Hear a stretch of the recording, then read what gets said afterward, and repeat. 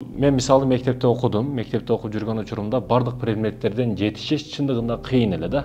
Себеби задание тапшырма, үй тапшырмасы башка көп эле. Ооба жетишкендер бар. Бардык предметти жакшы кылгандар дагы бар.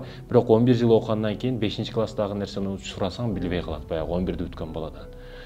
Азыр орто курстар бар, башка бар. Мен аларды киришкен маселем жок, бирок мен жалпы түрдө айтып атам, бир эле мисалды келтирем.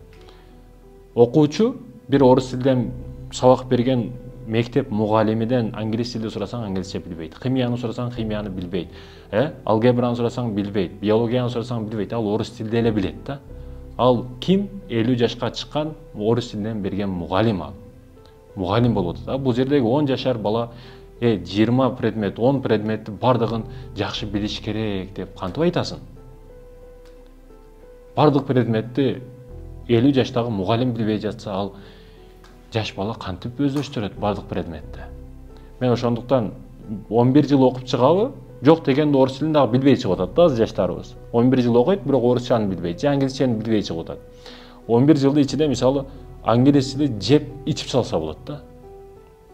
Бир эле англис тилди 11 жыл окусаң, эмне деген англис тилинин даражасына жетип калат? Мисал үчүн айтып атам, салыштырып. Ошондуктан биз ойлонгондо туура ойлонушубуз керек. Кадамды туура ташташыбыз керек. Анан албетте бул сөзүм менен мен предметтерди окубай кой деген нерседен алысмын. Окуш керек. Ар бир нерсенин пайдасы бар. Бирок бир нерсеге катуу басым жасаш керек. Ошол сенин келечектеги кесибиңе тиешеси болуш керек деген маселе бар.